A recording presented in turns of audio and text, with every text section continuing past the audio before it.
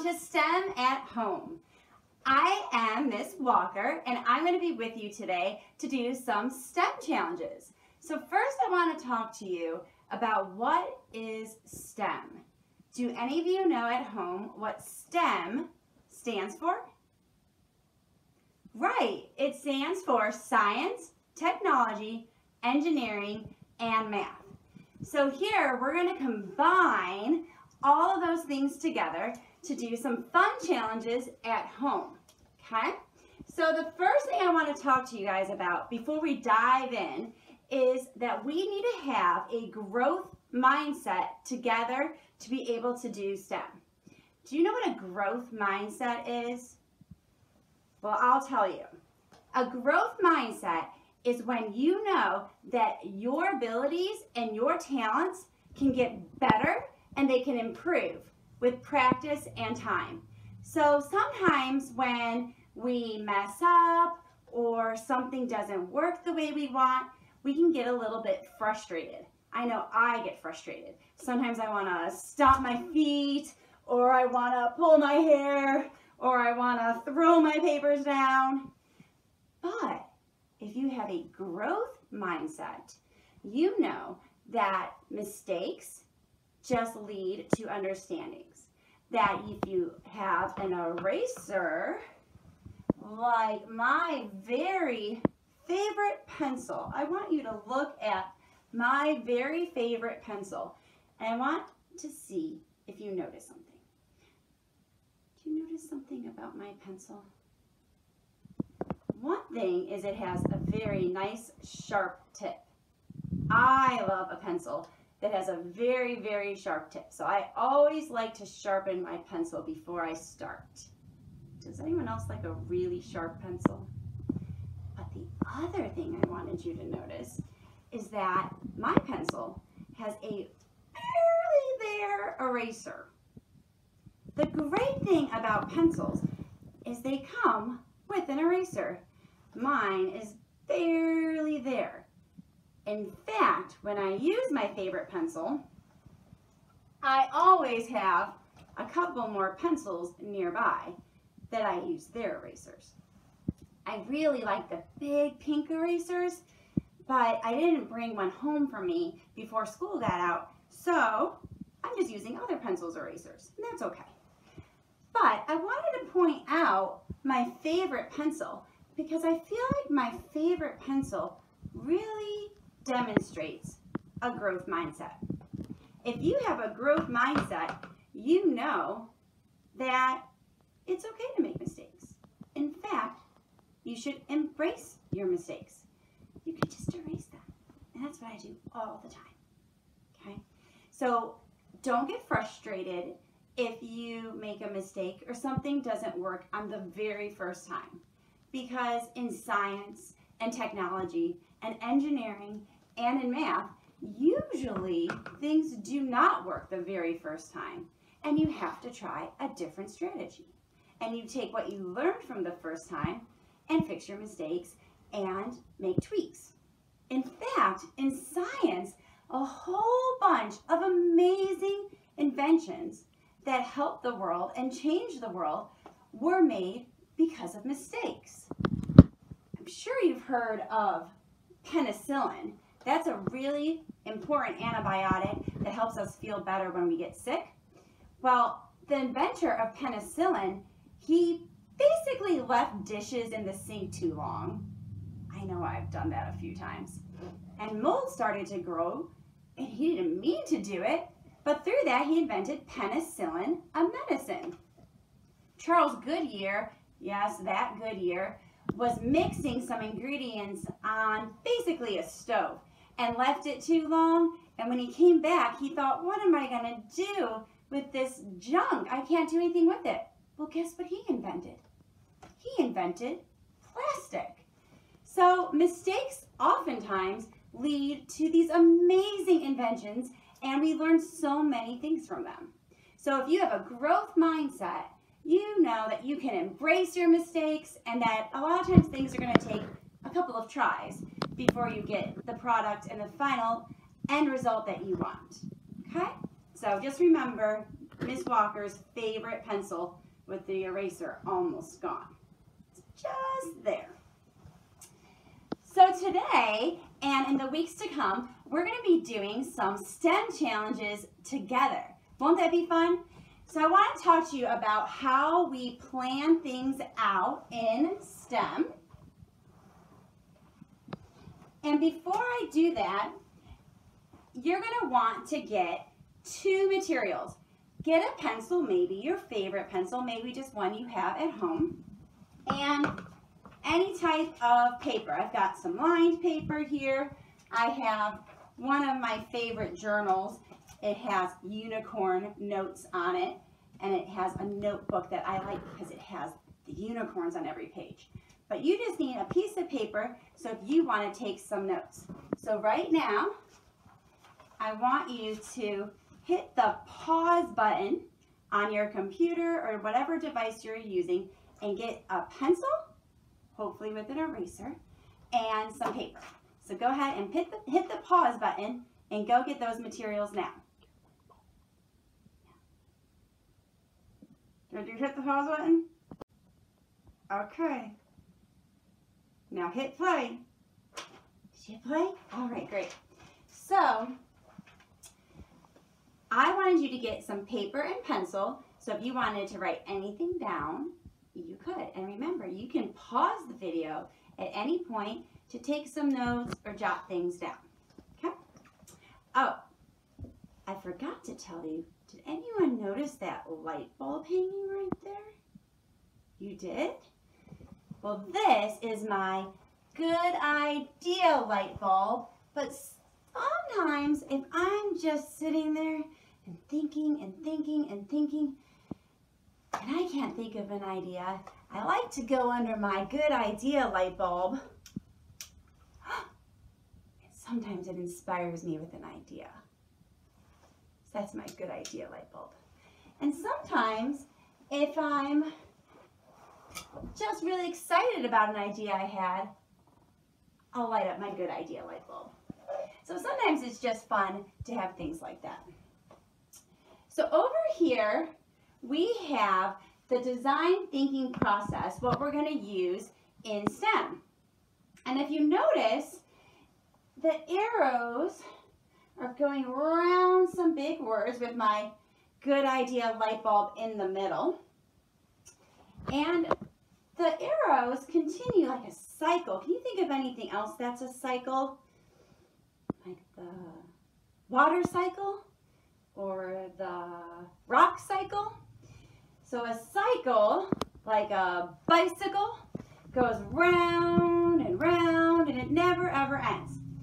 So we're going to pick a spot to start at, but the cycle continues on and on. So the first thing we're going to do is imagine. So I have some other little words around there. They might be hard to see. But imagine means you're going to come up with an idea. It might be an idea that I give you to do, like in our STEM challenges here. It might be a need that someone else has. It might be a problem you want to try to solve.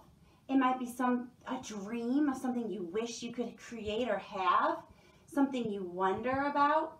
And I put this other word right here. It's very little. This word says empathy. And empathy is so important in STEM. Empathy means that we think about the needs of others and we feel the needs for others. So when we design and create, sometimes we need to think, well, who am I creating for? And what do they need and what do they want? And when you do that, you're designing with empathy. So that's awesome. You're helping the world be a better place.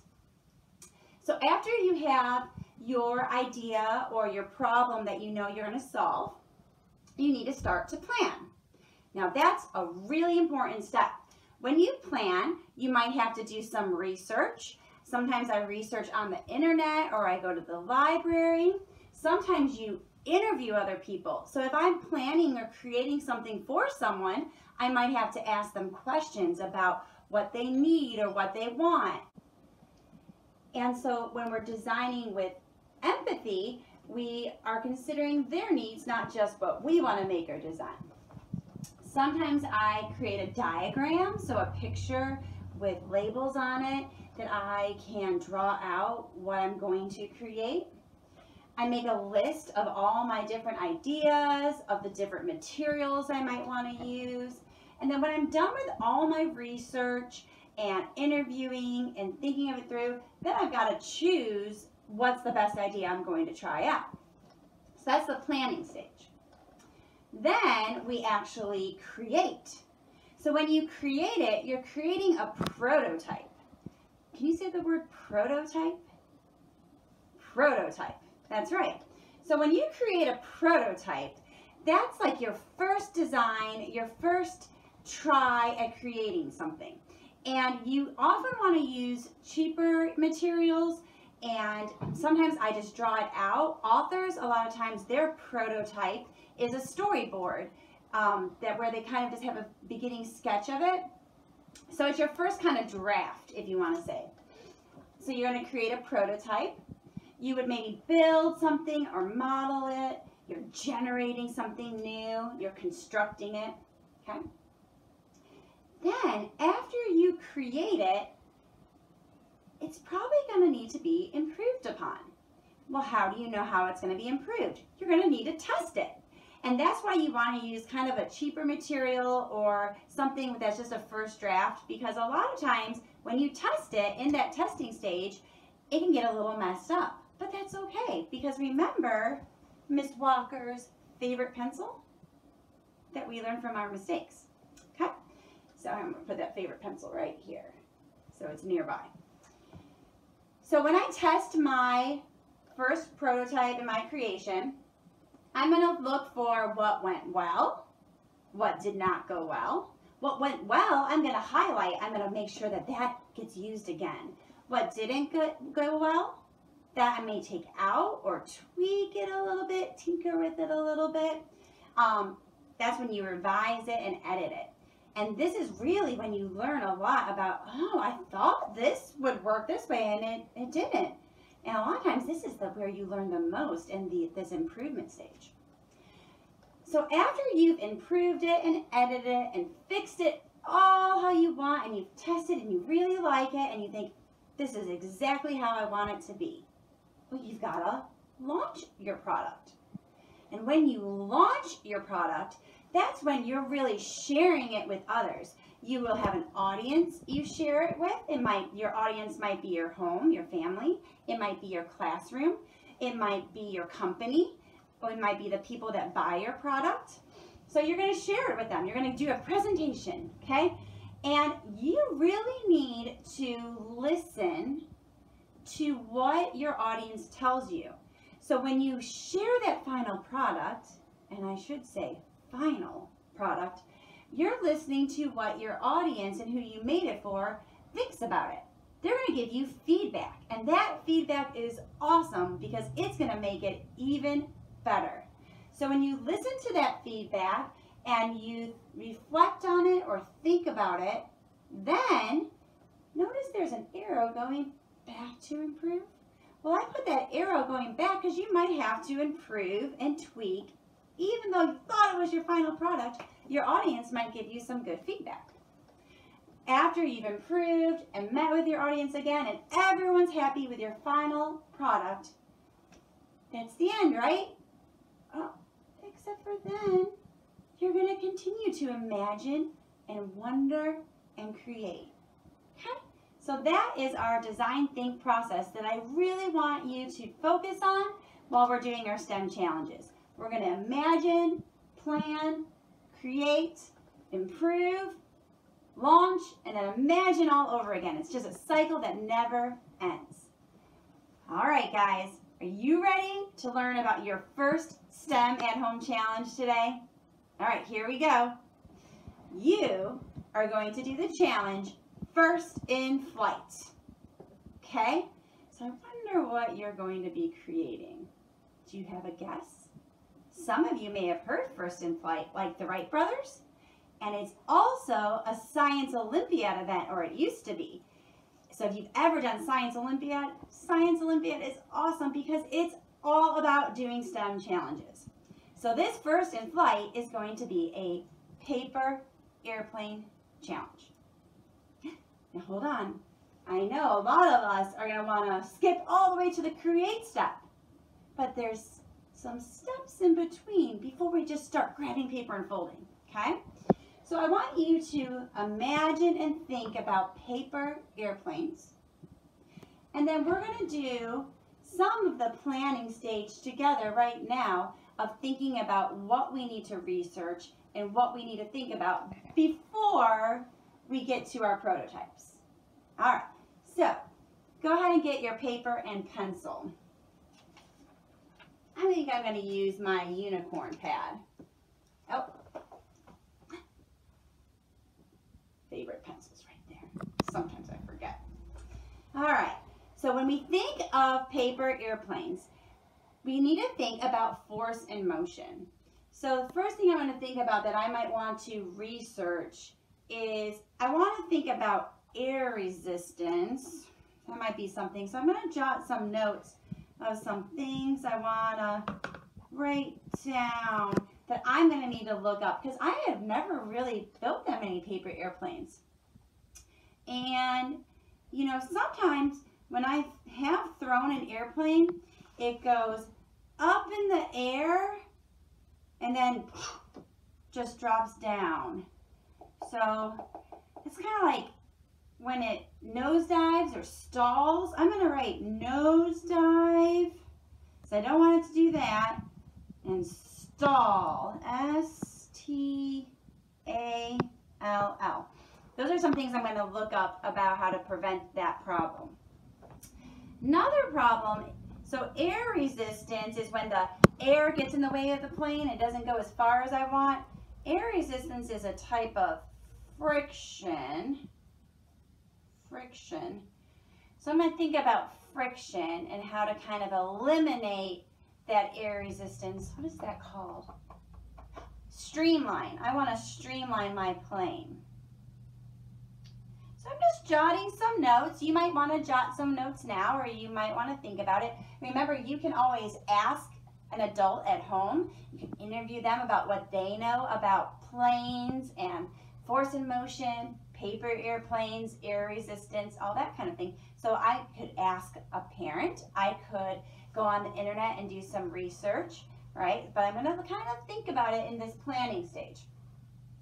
Another thing that sometimes happens is when I throw like a ball or anything, sometimes the way I throw it affects how it will go.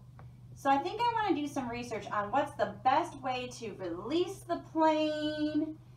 You know, if I angle my hand down, I know the plane's going to go down. The force of your motion, how much force you apply, the angle of my force, all of that's going to affect how my plane goes.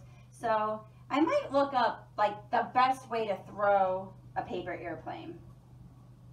Best way to throw or launch a paper airplane. So I'm not really sure about that. Okay, now we're going to have some rules on the materials. Okay, so your rules are, we're going to follow the Science Olympiad rules for first in flight. Okay, so when you get to making your prototype, we are going to use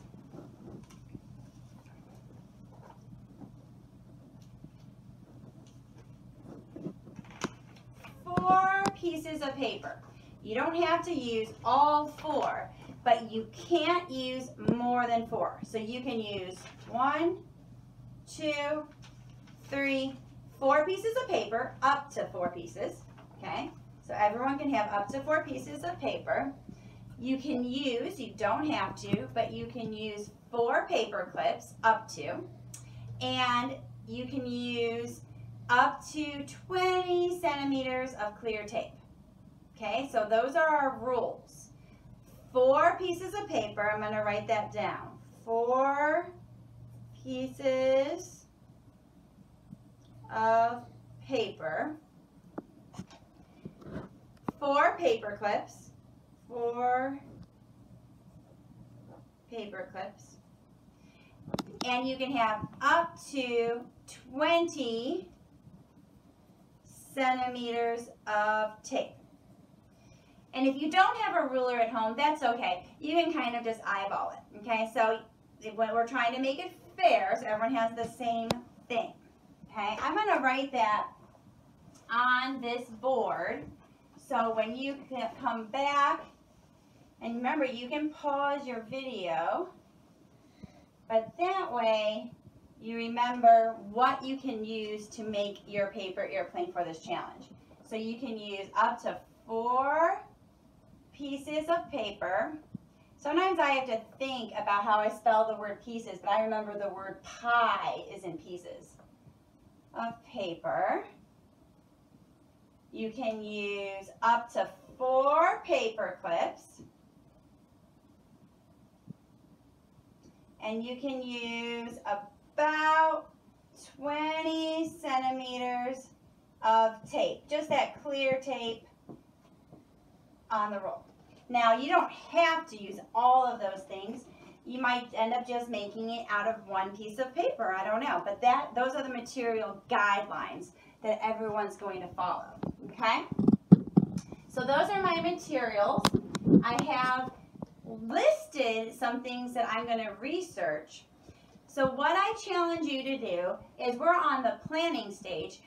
Go ahead after this video and you work on your brainstorming. Maybe you want to draw a diagram of what you're going to create. Think about the folds, and you know what, that might be another thing for me to research. Folds, I wonder what type of fold, like do I want to press hard and have it be a really smooth fold, or do you think you want it to be kind of open? Oh, and I didn't tell you what the challenge is with the paper airplane. You're not just going to make a paper airplane. We need to fly the paper airplane, right? So there are 2 different challenges for paper airplanes. Sometimes people compete to see whose plane can stay in the air the longest. So that makes me think of like a parachute. I want to make it catch the air, sitting on those air molecules, and not hit the ground. Sometimes the challenge is who can throw and make their paper airplane go the farthest distance. Our first challenge is going to be to see whose airplane can go the farthest distance. So that would be 2 very different designs, because if your plane is just for time, you're wanting it to catch air. But if you want it to go the farthest distance, then you want to streamline it and make it cut through the air, okay? And remember, how you throw it's important. So I have that down in my notes, and I'm going to research that, okay? So when we meet back here next time, we're going to bring our paper airplanes that we have planned out, created, you can test and improve on. And then next time that we meet, we're going to talk about the launch stage and launch. And you're going to have an opportunity to share your project as well. I have really enjoyed this time with you guys today. I have a wonderful group here with you at home. And you have your mom or dad maybe. I have a puppy that sometimes will come in to our STEAM lab, so I hope that's okay. Her name's Zoe. She's standing outside the door right now hoping to come in. We're going to continue to plan and create and improve upon our products of a paper airplane that goes the farthest distance using up to these materials but no more. And I'll meet you back next time at STEM at Home.